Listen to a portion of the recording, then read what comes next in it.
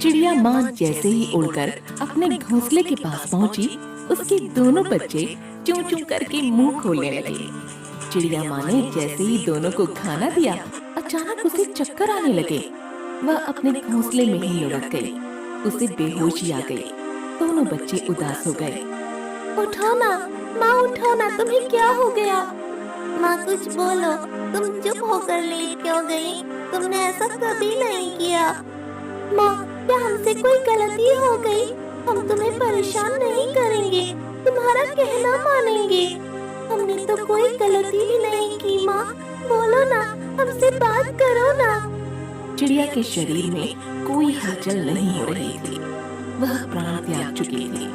दोनों बच्चे आंसू बहाए जा रहे थे। बच्चे बहुत छोटे थे, इसलिए बहुत सारी बातों से अनजान थे। कुछ देर बाद उन्हें पास की डाली से भी दूसरी चिड़िया के बच्चों के रोने की आवाज आने लगी। एक चिड़ा पास में बैठकर उन्हें चुप करा रहा था। देखो देखो, वे बच्चे भी हमारी तरह ही रो रहे हैं। ऐसा लगता है कि उनकी माँ भी नाराज हो गई है। टिंकू, ऐसा पहले कभी नहीं हुआ। माँ हमसे कभी नाराज नहीं होती थी। हम तो बड़ी से बड़ी शरारत करते थे, फिर भी वह हमें माफ कर देती थी। वह हमारी मस्ती से परेशान होकर रोती थी, लेकिन हम पर कभी गुस्सा नहीं होती थी। हाँ, हमसे कभी बातचीत नहीं बंद करती थी। एक बात यह भी हो सकती है कि माँ थककर सो गई है। नहीं नहीं, माँ दिन में कभी नहीं सोती। ठीक है, माँ को सोने दो, हम खेलते हैं। अनजान बच्चे अपनी बुद्धि के अनुसार अनुमान लगाकर खेलने लगे। इतने में एक तोता आकर उनके पास बैठ गया। वह जान गया कि चिड़िया अब हमेशा के लिए शांत हो गई है। वह बच्चों को समझाने का प्रयास करने लगा, लेकिन बच्चे यह नहीं समझ पाए कि उनकी माँ मर चुकी है। बच्चों, तुम्हारी माँ की तबीयत खराब है, चलो मेरे साथ चलो, मेरे घोंसले में रहो। काका, अगर माँ की तबीयत खराब है तो इसे ठीक कर दो ना, मेरी माँ को बचा लो।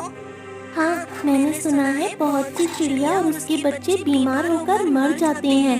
वह मरकर हमेशा के लिए चुप हो जाते हैं। मेरी माँ के साथ ऐसा नहीं होना चाहिए, इसे बचा लो काका। माँ के बिना हम नहीं रह सकते।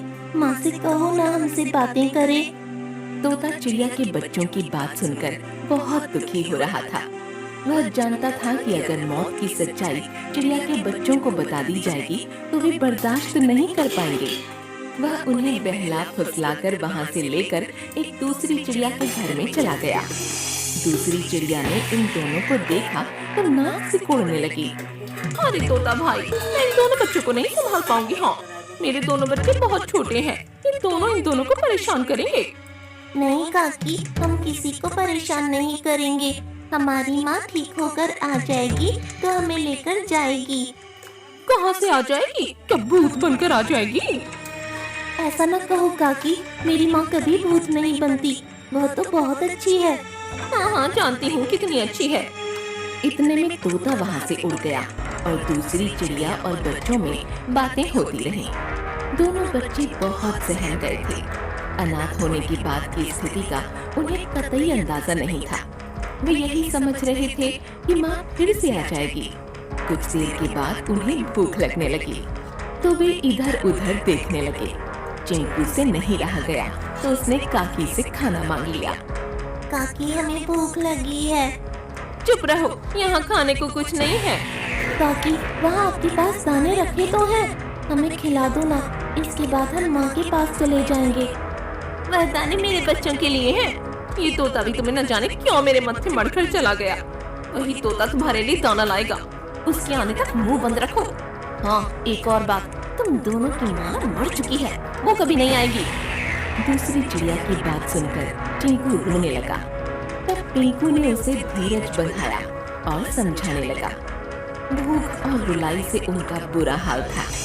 घोंसले के आसपास डाल पर गिरे हुए कुछ दाने उन दोनों ने खाए और खामोश होकर बैठ गए। वे दोनों रह कर दूसरी चिड़िया की बात के बारे में ही सोच रहे थे। 2 दिन बाद दूसरी चिड़िया ने उन्हें बाहर का रास्ता दिखा दिया।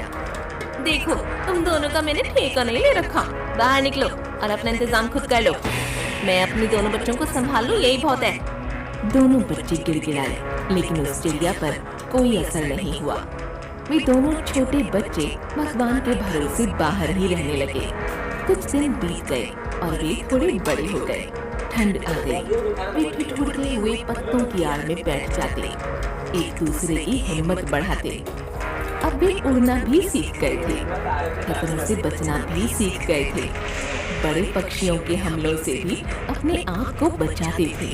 जब दूसरी चिड़िया दाने की तलाश में बाहर जाती थी, तब चिंकू या पिंकू घोंसले के पास ही रहते थे और बच्चों की रक्षा करते थे। एक दिन चिंकू पेड़ पर ही बैठा था और एक सांप पेड़ पर चढ़ने लगा। दूसरी चिड़िया के बच्चे अभी छोटे थे। चिंकू जान गया कि बच्चों पर खतरा है। उसने सांप के शरीर पर हमला करना शुरू कर दिया। पिंकू भी आ गया और उसने भी अपने भाई का साथ दिया। सांप को दोनों ने मिलकर घायल कर दिया। सांप के शरीर के कई भाग से खून निकलने लगा था, इसलिए वह वहाँ से उल्टे उतर कर भाग निकला। दूसरी चिड़िया के दोनों बच्चों की जान बच गई। चिंकू और पिंकू ने राहत की सांस ली। सांप को बार बार चोंच से मारने के कारण उनके मुंह में खून लग गया था। कुछ ही देर में दूसरी चिड़िया वहाँ आ गई। उन दोनों के मुंह को देखकर वह गुस्से में आ गई। तुम दोनों नालायकों ने क्या किया है?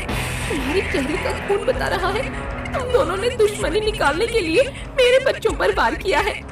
नहीं नहीं, हमने ऐसा नहीं किया, हम तो सांप। चिंकू के इतना कहते ही दूसरी चिड़िया ने उड़कर चिंकू पर झट से वार कर दिया। पिंकू ने दूसरी चिड़िया को रोकना चाहा, लेकिन वह वार करती रही। उसने पिंकू पर भी वार किया। तुम दोनों ही सांप हो, मैं तुम दोनों को मार डालूंगी। इतने में तोता उड़कर आ गया और उसने चिड़िया को रोक दिया। चिड़िया, तू एक नंबर की मूर्ख है। अरे विचार किए बिना ही, सच्चाई जाने बिना ही इन दोनों बेचारों को शाबाशी देने की जगह मारने लगी। अरे इन्होंने तो तेरे बच्चों की जान बचाई है। अगर ये दोनों ना होते तो सांप आया था, वो तुम्हारे बच्चों को खा लेता। अरे तूने इन्हें भले ही निकाल दिया, लेकिन ये सच्चे वफादार निकले। दूसरी चिड़िया यह सुनकर चौंक गई। घोंसले के पास गई तो दोनों बच्चों को सही सलामत देखकर अपनी करनी पर पछताने लगी। मेरे बच्चों, मैंने बहुत बड़ी भूल कर दी। हाँ, ना समझी मैं देव को दानव समझ बैठी। मुझे माफ कर दो मेरे बच्चों। तुम दोनों तो हीरा हो, सच्चे लायक हो। मैंने तुम्हारी कदर नहीं की थी, लेकिन आज भगवान ने मेरी आंखें खोल दी। आज तुम दोनों के कारण ही तुम्हारे दोनों छोटे भाई सही सलामत हैं। मैं तो तुम्हारी माँ बनने के योग्य नहीं हूँ, लेकिन वह माँ धन्य है जिसने तुम्हें जन्म दिया। काश तुम दोनों मेरे बेटे होते। हमें अपना बेटा बना लो ना माँ। चिड़िया की आंखें भर आई।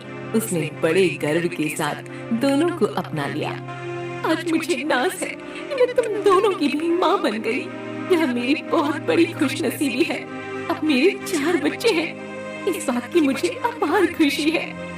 चिंकू और पिंकू प्यार से अपनी नई माँ के करीब आ गए और उन सबको एक नई सुंदर दुनिया मिल गई।